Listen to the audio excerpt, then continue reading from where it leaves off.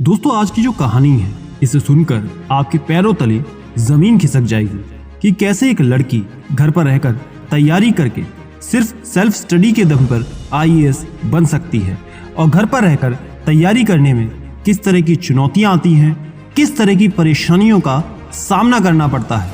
Competition के इस दौर में दिन रात एक करके पढ़ाई किस तरह से की जाती है, ये सब आज की इस कहानी में आप जान पाओगे। तो तैयार हो जाइए मेरे यानी सिद्धांत शर्मा के साथ एक ऐसी लड़की की कहानी सुनने के लिए जिसे शुरुआत में खुद पर बिल्कुल भी कॉन्फिडेंस नहीं था कि वो किसी भी एग्जाम को क्रैक भी कर सकती है, लेकिन यूपीएससी में उसने झंडे गाड़ दिए, इतिहास रच दिया। तो दोस्तों, वीडियो की शुरुआत करते हैं। कमेंट में जल्दी जल्दी जय हिंद लिख दो और अगर आप हमसे बात करना चाहते हैं तो इंस्टाग्राम पर हमारी @CityMania Infotainment ID को फॉलो करना ना भूलें। दोस्तों, जब आप एस्पायरेंट्स की तरह खुद से प्रिपरेशन करते हो सेल्फ स्टडी के दम पे, तो काफी बार आप 3 से 5 साल तैयारी में लगा देते हो और इस एक जिंदगी में आप एक फैमिली, एक दोस्त, एक एस्पायरेंट, इस तरह की काफी सारी जिंदगियां एक साथ जी रहे होते हो।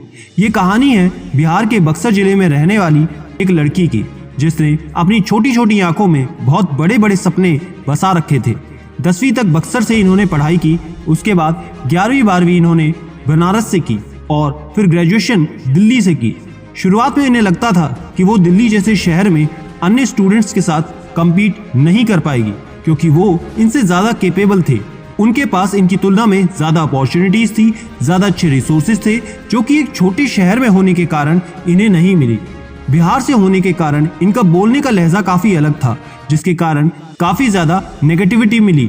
लोग कई तरह के ताने मारते थे, तंज कसते थे, कमेंट करते थे, लेकिन समय के साथ धीरे धीरे इनको एहसास होने लगा कि जो लोग बिहार से या फिर अन्य छोटे शहर से आए हैं वो अपनी ज़िंदगी में काफ़ी अच्छा कर रहे हैं, बस ज़रूरत है थोड़ी मेहनत करने की।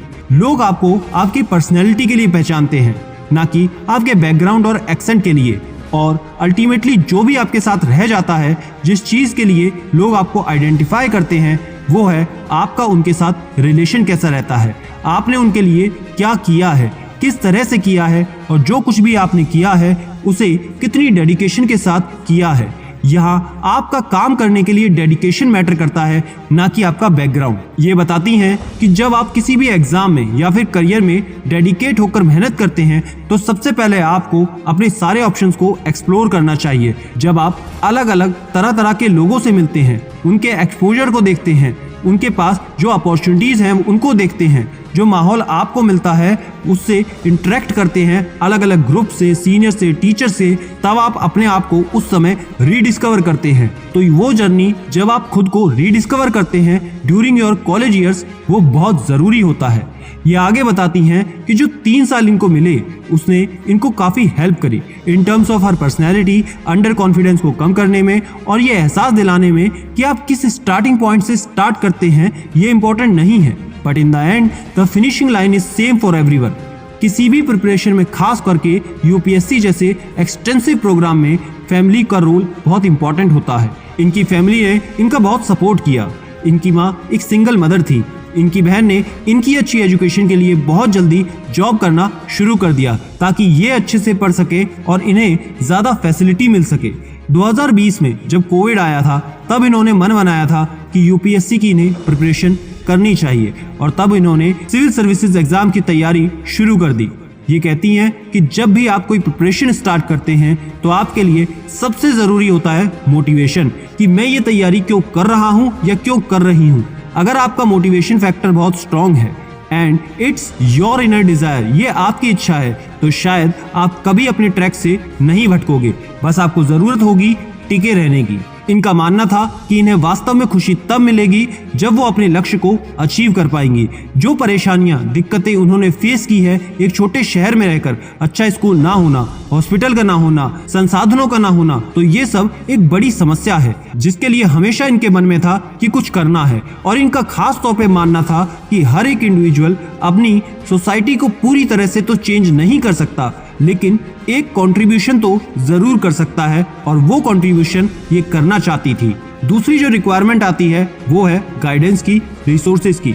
ये बताती है कि आप किस तरह से इस प्रिपरेशन में आगे बढ़ेंगे, ये बहुत ज़्यादा मैटर करता है। तो इसमें सबसे ज़्यादा इन्होंने ऑनलाइन इंटरनेट की हेल्प ली, क्योंकि आज के समय में इंटरनेट एक ऐसा टूल है जो लोगों के बीच के जो डिवीज़न है उसको कम कर रहा है। तो इंटरनेट का काफ़ी अच्छा यूज़ आपको करना चाहिए और इंटरनेट के द्वारा ही इन्होंने एक ग्रुप्स बनाए जहाँ पे ये टॉपिक्स डिस्कस करती थी, स्ट्रेटेजी बनाती थी, जो प्रिपरेशन करने में इनकी बहुत हेल्प करता था। साथ ही इस सब के द्वारा इन्होंने अपनी गलतियों को भी जाना कि वो कहाँ भूल कर रही हैं, जिसे आगे सुधार भी किया। ये कहती हैं कि प्रिपरेशन सिर्फ पढ़ना नहीं होता, वो इसलिए भी होता है कि आप अपनी गलतियों से सीखें और ये बहुत अच्छा मौका होता है कि आप अपनी भूल से, अपने दोस्तों की भूल से, उस सब से सीखें, जिससे आपको पता लगे कि आप अपनी तैयारी में क्या भूल कर रहे हैं, उसे जान सके, पहचान सके, उसे पकड़ें और तब सीखते सीखते आपको ये समझ आ जाता है कि आप जब प्रिपरेशन स्टार्ट करें, आपके लिए जो रिसोर्सेज, बुकलेट है, किताबें हैं, वो बहुत लिमिटेड हों। न्यूज़पेपर पढ़ना बहुत ज़रूरी है, क्योंकि जिस तरह से एग्जाम का पैटर्न चेंज हो रहा है, एग्जाम की एडवर्सिटीज बढ़ रही हैं, तो इसके लिए आपको ये सब करना बहुत ज़रूरी है। जब एक एस्पायरेंट प्रिपरेशन स्टार्ट करता है तो उसके सामने बहुत सारी कठिनाइयाँ आती हैं। ये अपने एक्सपीरियंस से बताती हैं कि जब वो अपने शहर से पढ़ाई कर रही थी तब इन्हें एक बुक मंगाने के लिए 7 से 8 दिन तक वेट करना पड़ता था ऑर्डर करने के बाद, क्योंकि डिलीवरी में इतना टाइम लग ही जाता था। तब ये खुद को बाहर शहरों में रहकर तैयारी करने वाले लोगों से कंपेयर करती थी कि वो कितने अच्छी तरह से सुविधाओं में रहकर तैयारी कर रहे हैं। लेकिन बाद में इनको धीरे धीरे एहसास हुआ कि तुलना करने की तो कोई सीमा है ही नहीं, और यदि तुलना करना ही है तो उन एस्पायरेंट से करो जो एक छोटे से रूम में रहकर जॉब करके खुद से अपनी फाइनेंशियल रिसोर्सेज को कलेक्ट करके इस प्रिपरेशन को कर रहे हैं और उसे क्रैक भी कर रहे हैं, रिजल्ट आ रहे हैं। ये बताती हैं कि घर पर रहकर पढ़ाई इन्होंने की है, जिसके लिए सबसे ज़रूरी होता है डिसिप्लिन, क्योंकि आपकी कोई क्लास नहीं चल रही है कि आपको किसी पर्टिकुलर टाइम पर आपको पढ़ना ही है, कोई बाहरी प्रेशर नहीं है कि कोई आपके ऊपर डंडा लेके खड़ा है कि आपको पढ़ना ही है। तो ऐसे में ये आपको डिसाइड करना होता है, देखना होता है कि कब कितने समय आपको पढ़ना है। ये कहती हैं कि जब वो दिन में पढ़ती थी तो उनके घर का माहौल उन्हें उस तरह से नहीं मिल पाता था, काफ़ी ज़्यादा शोर शराबा होता था, हलचल होती थी। तो इस स्थिति में उन्होंने अपना पढ़ने का समय बदला और रात में पढ़ना शुरू किया। वो रात में जगकर पढ़ने लगी, लेकिन यहाँ उनसे एक बहुत बड़ी मिस्टेक हो गई। उनका जब 2021 का प्रीलिम्स था तब उसके 10 दिन पहले भी वो रात में जगकर पढ़ रही थी, और जो प्रीलिम्स का एक्चुअली सही समय था उस समय उनका ब्रेन सो रहा था, जिसके कारण उनका ब्रेन सही तरह से काम कर नहीं पाया और 2021 तक में भी इनका प्रीलिम्स नहीं निकला। लेकिन इन्होंने हार नहीं मानी, उस भूल से इन्होंने सबक लिया और उसे सुधारा और अपने शेड्यूल को इन्होंने ठीक किया। घर पर रहकर पढ़ाई करने की वजह से उनका समय कभी बर्बाद नहीं होता था। वो अपनी पढ़ाई के लिए एक सफिशिएंट टाइम देती थी और बाकी जो उनका समय बचता था उसमें वो अपने दोस्तों से बात करती थी, वेब सीरीज वगैरह भी देख लेती थी, शाम को घूमने भी चले जाते थे। उन्हें सब चीज़ करने के लिए समय मिल जाता था और इनका मानना है कि अगर वो बाहर रहकर प्रिपरेशन करती तो वो अननेसेसरी की चीज़ों में यही समय निकाल देती। तो अगर आपके पास भी घर पर रहकर पढ़ने का ऑप्शन है तो उसका सही तरह से आपको इस्तेमाल करना चाहिए, उसका फ़ायदा उठाओ, आपके लिए ये बेहतर होगा।